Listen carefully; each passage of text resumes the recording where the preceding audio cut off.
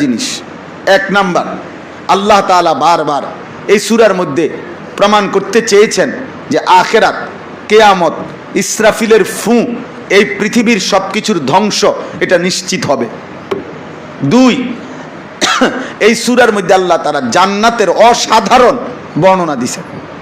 জান্নাতের এমন বর্ণনা দিয়েছেন একেবারে পাগল করা বয়ান। আল্লাহ তাআলা জান্নাতের গাছ, জান্নাতের একটা একটা বস্তুর বর্ণনা এমন সুন্দরে দিয়েছেন, মনে হয় যেন আইজ গিয়ে যায়। হ্যাঁ, মুনাজাতের আগে আগে এমন সুন্দর বর্ণনা আছে এটার মধ্যে। জান্নাতের বর্ণনা বেশি সুন্দর এই সূরাতে। দুই নাম্বার, তিন নাম্বার, জাহান্নামের এমন ভয়ানক বর্ণনা দিছে এই সূরাতে। জাহান্নামের বয়ান, জাহান্নামের আযাবের দৃশ্য আল্লাহ তাআলা অত্যন্ত মারাত্মকভাবে তুলে ধরেছেন। তো মক্কার কুরাইশরা, কাফেররা, বেঈমানরা, তাদের দুইটা কথা ছিল অনেক কথার মধ্যে। একটা হইল আমরা আমাদের শরীর, কথা বোঝেন এই কথাটা বোঝার জন্য।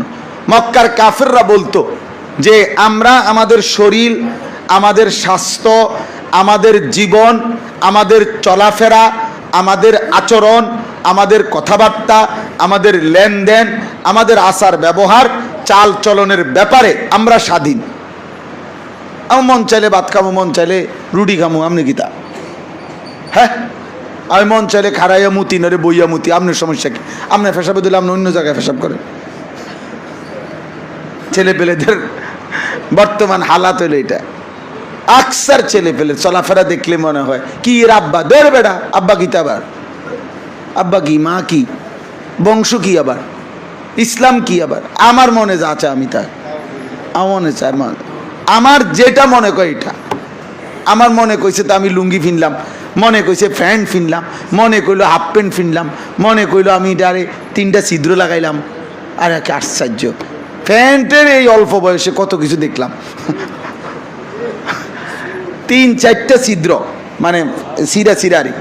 আমি একদিন একজনের বলছি যে ভাই আমার একটা বুঝে ধরছে আর কি, এই প্যান্ট ছিদ্র কেন 3-4টা জায়গার মধ্যে, এটা এরকম ছিদ্রকা মানে সিরা কেন?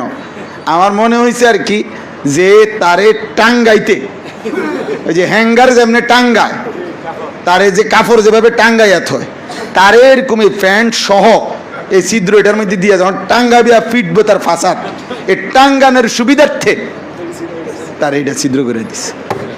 তোরে টাঙ্গাইয়া ফিটবো, তোর 14 গোষ্ঠীরে ফিটবো, মনে রাখি। সেটা কি করলি বেটা? পাগল কি এত পাগল হয়? আস্তাগফিরুল্লাহ।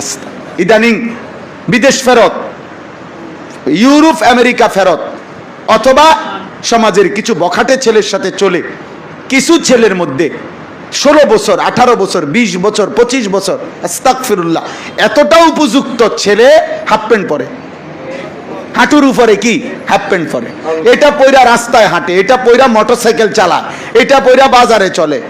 আহারে পাগল, তার কতটা সিরা হইলে, কতটা মাতাল হইলে, কি পরিমাণ প্রতিবন্ধী হইলে এদ্দুর দেমাগ নাই যে 2 বছরের বাচ্চা হাফ প্যান্ট পরে আর আমি 18 বছরের দামরারে আমার হাফ প্যান্ট ফিন্দাইয়া দিছে। এদ্দুর বিবেক যার নাই, তোর ওই বিবেকের উপরে থুতু মারলাম বেটা, থুতু মারি তোর বিবেকের মধ্যে বেটা, তোর বিবেকের উপরে বেটা। এদ্দুর বিবেকে তোর কুলাইলো না বেটা। এটা 18 বছরের মানুষ, 20 বছরের একটা পোলা, তুমি কেমনে হাফ প্যান্ট ফিন্দো? বেওকুফ।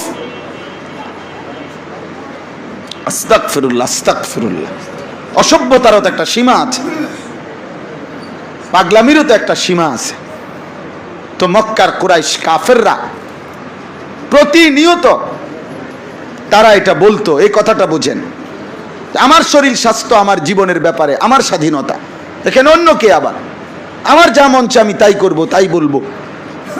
আর 2 নাম্বার, কোনোভাবেই তারা এটা বুঝতে চাইতো না যে কবর হবে, মৃত্যুর পরে কবরে আযাব হবে, মৃত্যুর পরে কবরে কিছু হবে, এরপরে একটা নির্দিষ্ট সময় পরে ইসরাফিল ফু দিবে, এরপরে হাসরের ময়দান কায়েম হবে, সবাইকে আপন আপন শরীরে যেটা দিয়া দুনিয়াতে ছিল ওইটা নিয়ে দাঁড়াইতে হবে, হিসাব হবে, মিজানের পাল্লায় ওজন হবে, ফুলসিরাত পার হবে, জান্নাত কিংবা জাহান্নাম হবে, এগুলো তারা একদম বুঝতে চাইতো না, মানতে চাইতো না।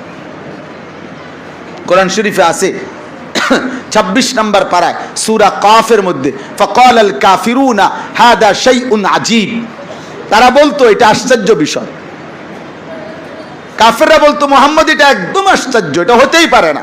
নাউজুবিল্লাহ, নাউজুবিল্লাহ। এই আল্লাহ তাআলা পুরা কোরআনুল কারীমের মধ্যে বহু জায়গায়, বহু আয়াতে, বহু সূরাতে তাদের এই কথাগুলোর জবাব দিছেন। তন মধ্যে এখানে একটা জবাব। এই জবাবটা কি? এই জবাবটা হলো একটা কথা এখানে আল্লাহ জবাব দিছেন, বলছে দেখো তাফসীরের মধ্যে আছে প্রত্যেক নাফরমান পাপী, এই শেষ কথাগুলো বুঝেন, প্রত্যেক নাফরমান ব্যক্তি মৃত্যুর পূর্ব মুহূর্তে মালাকুল মউত আজরাইল যখন তার জান কবজের জন্য আসে, এক নম্বরে তো মৃত্যু যন্ত্রণা হবে, ওই যে বললাম সাকরাতুল মউত।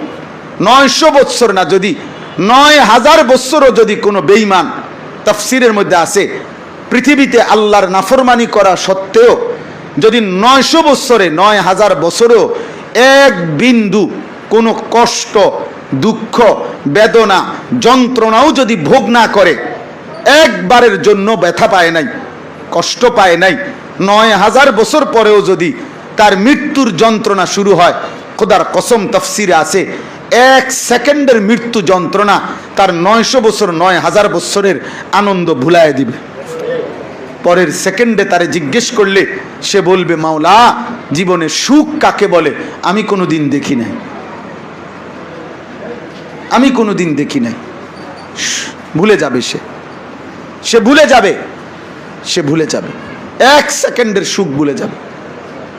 1 সেকেন্ডের সাকরাতুল মউত এত ভয়ানক, এত ভয়ঙ্কর। আচ্ছা, এরপরে হলো আজরাইলের জান কবজ। সাকরাতুল মউত মানে জান কবজ না, সাকরাতুল মউত আলাদা জিনিস, মৃত্যুর যন্ত্রণা আলাদা। এরপরে হলো আজরাইলের রুহু কবজ করা। এই রুহু কবজ করার সময় এখানেও আছে সূরা, আরেকটা সূরার মধ্যে সূরা কিয়ামা, কাল্লা ইজা বালাগাতিত তারাকি, এই সূরাতেও আছে। আল্লাহ তাআলা বলছেন, তো নবীজি ব্যাখ্যা দিছেন মালাকুল মউত আজরাইল জান কবজের সময় আপনার নাফরমান পাপী আল্লাহর দুশ্মনের রুহুটা তার কলিজার ভেতর থেকে একটা কান দিয়া ধরে ছিঁড়ে ফেলবে। প্রথম এই ছিঁড়ে ফেললে তার রুহুটা আইসা এই কণ্ঠনালী হুলকুম, এই যে ফালাউলা ইজা বালাগাতিল হুলকুম, এই হুলকুম মানে কণ্ঠনালী, অর্থাৎ এখানে এই কণ্ঠনালীর এখানে আইসা আটকায়া যাবে রুহুটা। এইবার এটার ভিতরেও যায় না, বাইরেও হয় না, এখানে আটকাবে।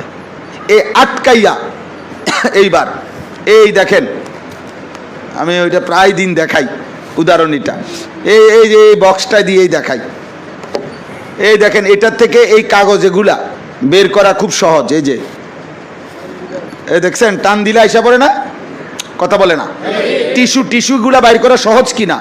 আচ্ছা, কিন্তু এই যে এখানে দেখেন, এখানে একটা পলিথিন আছে, আছে কি? এই যে এগুলা, এইটা টান দিলে বাইর হবে নি, এটা এমনি বের হবে না। এটা কি করতে হবে? এটা ছিঁড়তে হবে। এই এমনি এমনি টাইনা কি করতে হবে? ছিঁড়তে হবে।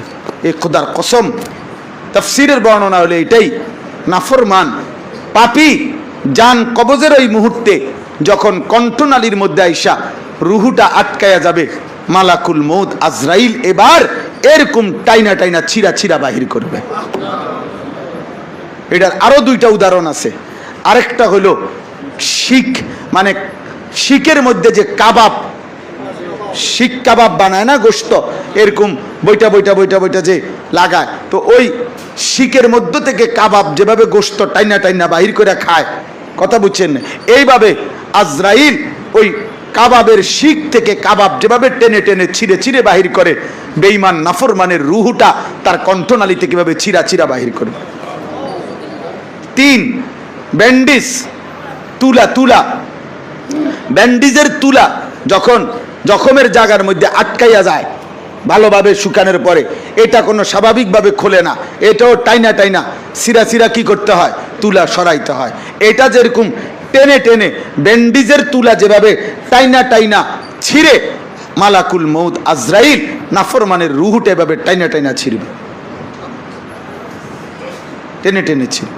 তো আল্লাহ তাআলা বলেন যে ফালাউলা ইজা বালাগাতিল হুলকুম, এ আল্লাহ কাফের মুশরিক পাপী নাফরমান যে নিজেকে নিজে স্বাধীন মনে করে আমারই সব, আমারই ক্ষমতা, তো আল্লাহ বলেন তোমাদের কোনো আত্মীয়, তোমাদের কোনো স্বজন, তোমাদের কোনো নিকটাত্মীয় যখন নাফরমান পাপী মৃত্যুর মুহূর্তে যখন তার কণ্ঠনালীর কাছে আইসা রুহু চলে আসে, তখন তো সে ছটফট শুরু করে।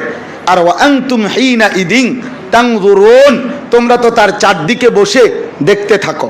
এই যে তোমরা দেখতেছো তারে, সে ছটফট করতেছে, তো আল্লাহ তাআলা বলেন তুমি তো বুঝছো যে সে এখন ছটফট করতেছে, তার জান কবজের সময় এখন মানুষ বোঝে, যেই কোনো বিবেকবান মানুষের রুহু কবজের সময় পূর্ব সময়টা কেউ যদি কাছে থাইকা দেখে সে বুঝে যে এই মুহূর্তে তার মৃত্যু যন্ত্রণা কি হয়ে গেছে, শুরু হয়ে গেছে, আজরাইল মনে হয় যেন চলে আসছে। তো এই যে ছটফট করে, আল্লাহ বলে তোমরা তো চারদিকে বসে আছো, এই বসা অবস্থায় ওয়া নাহনু আকরাবু ইলাইহি মিনকুম ওয়ালাকিন লা তুবসিরুন, আল্লাহ বলে যদিও তোমরা দেখতেছো না, কিন্তু আমি আল্লাহও কিন্তু এখানেই আছি। কথা বলে না, আমিও আছি তোমাদের এই মৃত ব্যক্তিটার সামনে, তোমাদের এই মৃত নাফরমান তে তো জান কবজের কষ্ট পাইতেছে, রুহুটা ছটফট করতেছে, তো আমিও আছি তোমরাও আসো।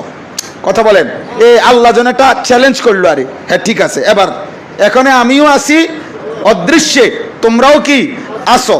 ফালাউলা ইন কুনতুম গায়রা মাদিনিন, যদি তোমরা মনে করে থাকো কবরে যেতে হবে না, আখেরাতে ফিরতে হবে না, হাসরের ময়দানে দাঁড়াইতে হবে না, মিজান বলতে কিছু নাই, ফুলসিরাত হবে না, তো আল্লাহ বলেন নাফরমান তারজিউনাহা ইন কুনতুম সাদিকিন, তোমাদের দাবিতে তোমরা যদি সত্যবাদী হও তো তোমাদের এই ব্যক্তির রুহুটা তার আপন জায়গায় ফিরায় দাও। দে আমি আসি, দে এখন দে তোর আব্বারে, আবার রুহু কণ্ঠনালীর থেকে কলজাত দে, তোর বাপেরে ফিরায় দে, তোর চাচারে, তোর ভাইরে এখন ফিরায় দে। বুঝেন নাই? তুমি না বলছো তোমার স্বাধীনতা, তুমি না বলছো তোমার শরীর, তুমি না তোমার মাতবরি করলা, একদিন না তুমি ফুটাঙ্গিরি মারলা, কথা বলে না, তো এখন ফিরোই দে। তারজিউনাহা ইন কুনতুম সাদিকিন, আল্লাহ বলে নাফরমান যদি দাবিতে সত্যবাদী হও তাহলে তোমার এই আত্মীয় স্বজনের রুহুটা ফেরত দাও, তারে আবার দুনিয়ায় আগের হালাতে ফেরত দাও। সম্ভব? কথা বলে না, সম্ভব? হাত্তা ইদা জাআ আহাদাহুমুল মাউতু ক্বালা রাব্বিরজিউন, কোরআনুল কারীমে আছে প্রত্যেক পাপী নাফরমান মৃত্যুর মুহূর্তে জান কবজের সময় বলে আল্লাহ রাব্বিরজিউন, একটা বারের জন্য দুনিয়ায় আমারে ফেরত দেন। কোরআন শরীফের আয়াত, লাআল্লি আমালু সালিহান ফীমা তারাকতু, কেন ফেরত চায়? নাফরমান বলবে আল্লাহ যদি একটা বার দুনিয়ায় ফেরত থাকতে পারি তাহলে যেই আমলগুলো ছুটে গেছে এবার আমি সবগুলো নেক আমল করব, আপনি আমার একটা সুযোগ দেন। আল্লাহ কোরআনে বলেন কাল্লা, কখনোই না, কখনোই না, না বান্দা, মালাকুল মউত আজরাইলকে সামনে এনে এই কায়নাতের মধ্যে আমি কাউকে ফেরত দেই নাই।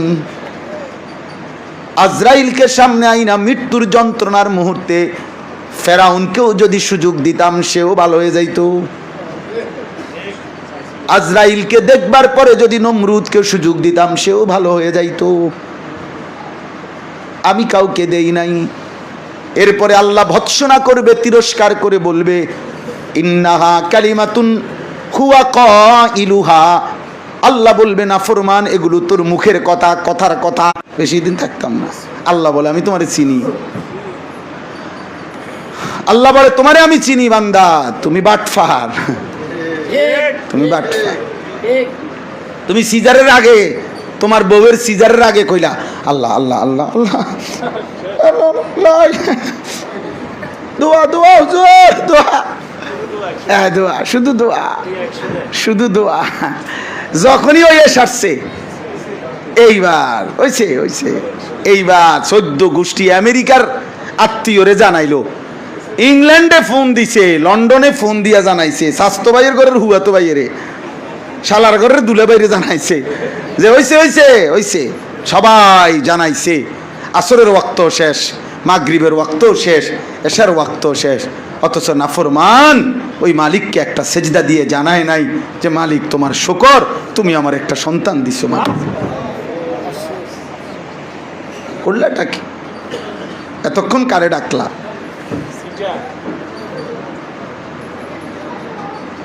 আল্লাহ বলেন আমি জানি তোমারে চিনি আমি, বাপ আমার, কথা শেষ। অতএব আজকে আমরা 2টা কথা শিখছি। 1 নম্বর কথা, আমাদের ইসলাহ, আমাদের সংশোধন প্রত্যেকের জন্য কি জরুরি, বলে না জরুরি। হুজুর, পাবলিক, ইমাম, খতিব। 2 নাম্বার হলো আমরা বুঝি বা না বুঝি, স্বীকার করি আর অস্বীকার করি, ভুলে যাই বা স্মরণে রাখি, হাসি কিংবা কাঁদি, রাত কিংবা দিন, রাজপ্রাসাদ কিংবা কুড়ে ঘর, আমাদেরকে মরে যেতে হবে। মরতে হবে কিনা বলে? অতএব মৃত্যুর যন্ত্রণা হবে, মৃত্যুর মুহূর্তে আমাদের আসবেই আসবে, মালাকুল মউত আসবে। অতএব দয়া করে যদি এখনই ঈমান আমল সুন্দর না করি, আখিরাত সুন্দর না করি, মৃত্যুর মুহূর্তে মন চাইবে ফিরতে, মন চাইবে আমল করতে, আবদার করবে আল্লাহর কাছে, কিন্তু সুযোগ মিলবে। সুযোগ মিলবে? আল্লাহ আমাকে, আমাদের সকলকে তৌফিক দান করেন, আল্লাহ আমাদের সবাইকে কবুল করে নেন।